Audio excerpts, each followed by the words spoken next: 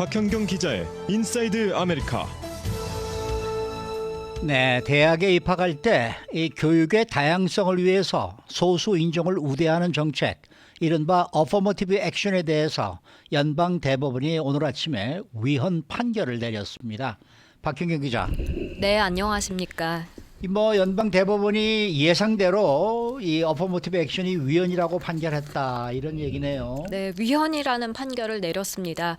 연방 대법원은 오늘 이 Student for Fair Admission, 이 공정한 입학을 위한 학생들 SFA가 소수인종 우대 입학 제도로 백인과 아시안 지원자들을 차별했다면서 노스캐롤라이나대 또 하버드대를 상대로 각각 제기한 헌법 소원을 각각 6대3 그리고 6대2 이렇게 위헌이라고 결정을 내린 겁니다. 네. 하버드대 판결에서는요, 9명의 대법관들 가운데 커탄스 브라운 잭슨이란 대법관이 하버드 대학 이사로 근무한 경력 등이 있어서 그 하버드 대학과 관련이 있다, 이런 이유로 결정에 참여하지 않아서 이제 6대2가 된 것입니다. 네, 대법관들은 이번 판결을 내리면서 어떤 의견을 내놨나요? 우선 대법원장인 존 로버츠 대법관은 판결문에서 이렇게 밝혔습니다. 네. 너무 오랫동안 대학들은 이 개인의 정체성을 가늠하는 기준으로 뭐 불굴의 도전이라든지 아니면 축적된 기술, 뭐 학습 같은 게 아니라 피부색이라는 잘못된 결론을 내려왔다, 이렇게 밝힌 것입니다. 그러면서 우리 헌정사는 그런 선택을 용납하지 않는다라고 말을 했고요. 또한 학생들은 인종이 아니라 개개인의 경험에 따라 대우해야 한다고 강조했습니다. 반면에 진보 성향이죠. 소니아 소토마요르 대법관은 소수 의견을 냈습니다. 평등한 교육 기회는 미국에서 인종적 평등을 달성하기 위한 전제 조건인데, 이번 판결은 지난 수십 년 동안 이어져 온 선례 그리고 중요한 진전을 후퇴한 것이라고 비판했습니다. 그리고 이에 더해서 엘리나 케이건 대법관, 커탄스 브라운 잭슨 대법관도 이런 반대 의견에 동참했습니다. 네. 이 오늘 판결은 사실 40여 년간이나 유지해오던 그런 판결을 뒤집은 것이죠. 맞습니다. 연방 대법원은 지난 1978년 한 차례 해당 정책을 합헌으로 판결했었습니다. 그리고 그 이후로도 기존 입장을 고수해 왔고요. 그런데 오늘 그게 위헌이라고 했으니까 45년 정도 만에 판결을 뒤집은 겁니다. 그러면 어퍼머티브 액션은 언제 또 어떤 취지로 이게 도입이 된 건가요? 네, 어퍼머티브 액션은 흑인 인권 운동이 활발했던 지난 1961년 그때 존 F 케네디 당시 대통령의 행정명령을 계기로 만들어졌는데요. 네. 정부 기관들은 지원자의 인종, 신념, 피부색, 출신 국가와 무관하게 고용되도록 적극적, 그러니까 어퍼머티브 조치를 취해야 한다는 그런 행정명령이었습니다. 이 행정명령으로 고용 부문에서의 차별금지 조치가 실시된 데 이어서 그 다음 각 대학들까지도 소수인종 우대 입학 정책을 도입했습니다.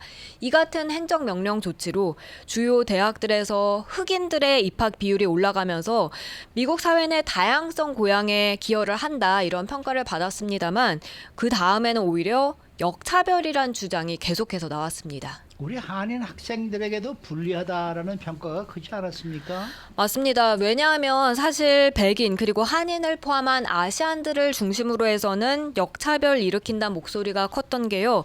이 조치로 주요 대학들에서 흑인들의 입학 비율은 올라갔습니다만, 이후 인종에 따라 대입 시 사실상 가산점을 주는 이 정책으로 인해서 결국 흑인들 또는 히스패닉계 학생들에게만 유리하고 오히려 백인, 한인 등 아시안 학생들에게는 불리하게 작용한다는 지적이 커졌습니다. 그리고 실제 여론조사 결과를 보면 그런 점들이 잘 드러나는데요.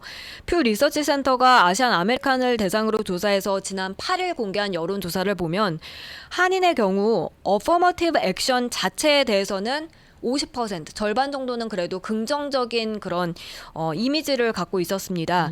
하지만 대입 시에 그렇게 인종을 고려하는 것에 대해선 한인 응답자 72%, 대다수가 반대했습니다. 이 조사에선 아시아는 전체적으로 이런 한인들과 비슷한 그런 의견을 냈는데요.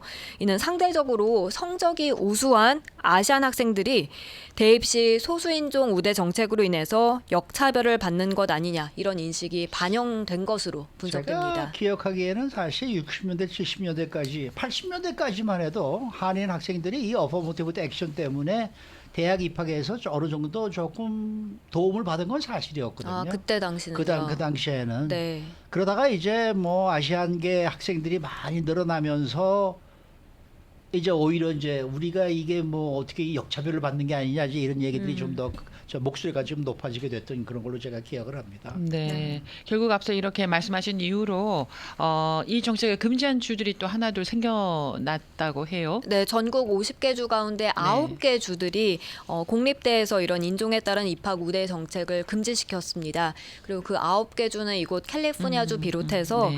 미시건, 플로리다, 워싱턴, 애리조나, 네브래스카, 오클라호마, 뉴햄프셔 그리고 아이다호 등입니다. 네.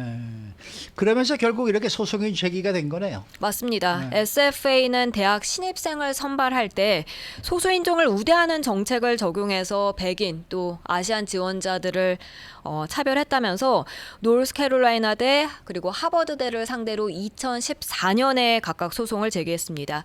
그런데 여기서 노스캐롤라이나대와 하버드대는 의미가 있습니다.